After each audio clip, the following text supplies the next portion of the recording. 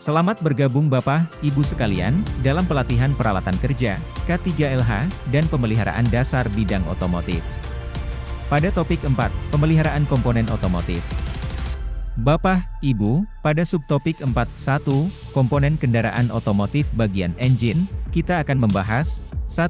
Komponen kendaraan otomotif, 2. Motor 4 tak dan 2 tak, 3. Komponen kepala silinder, 4.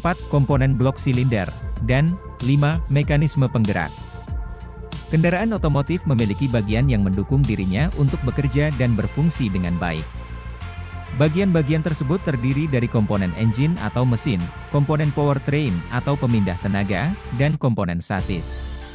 Komponen mesin adalah komponen yang menghasilkan tenaga, komponen pemindah tenaga untuk menyalurkan tenaga, dan komponen sasis berguna untuk menopang semua komponen lain yang membentuk kendaraan. Sebelum ke materi utama, lebih dahulu kita pelajari cara kerja motor bensin 4 tak dan 2 tak.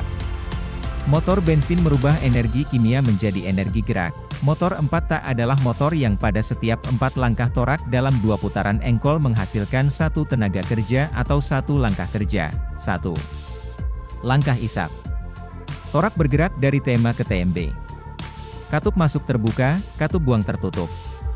Kevakuman dalam silinder, menyebabkan masuknya campuran bahan bakar dan udara ke dalam silinder. 2.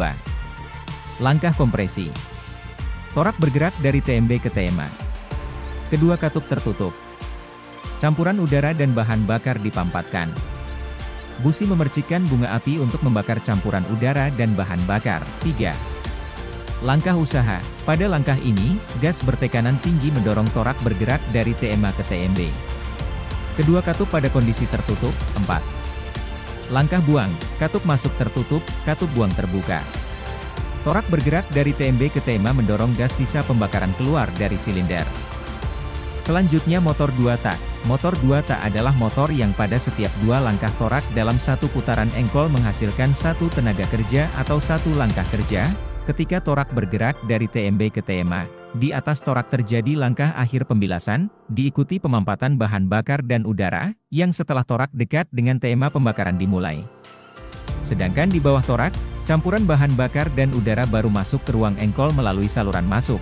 Akibat pembakaran di atas torak, tekanan mendorong torak dari TMA ke TMB. Saluran buang terbuka, gas bekas terbuang dan didorong gas baru yang disebut proses pembilasan.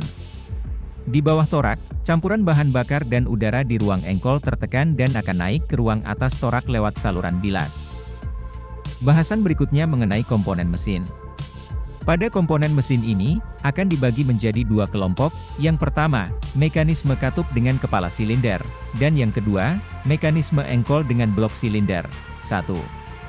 Kepala silinder berfungsi untuk menutup blok silinder dan sebagai ruang bakar, sebagai dudukan dari katup-katup, busi, injektor, poros cam, saluran gas masuk dan keluar, saluran air pendinginan dan pelumasan.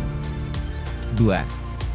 Mekanisme katup yang terdiri dari katup, untuk mengatur pemasukan gas baru ke dalam silinder dan pengeluaran gas bekas, pelatup, untuk memindahkan gerakan dari batang penumbuk ke katup, batang penumbuk, untuk memindahkan gerakan kem ke pelatup katup, pegas katup, untuk mengatur agar katup rapat dengan dudukannya dan sebagai pegas pengembali. Poros cam untuk membuka katup sesuai dengan urutan pengapian. Pada kelompok mekanisme engkol dengan blok silinder ada komponen 1. Silinder. Blok silinder merupakan bagian pokok sebuah motor. 2.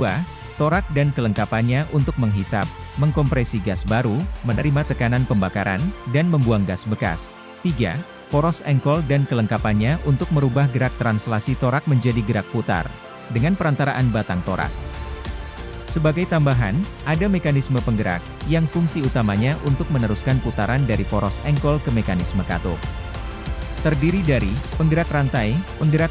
Demikian pembahasan subtopik kali ini. Terima kasih Bapak dan Ibu sudah menyelesaikannya. Semoga bermanfaat untuk Bapak, Ibu semua.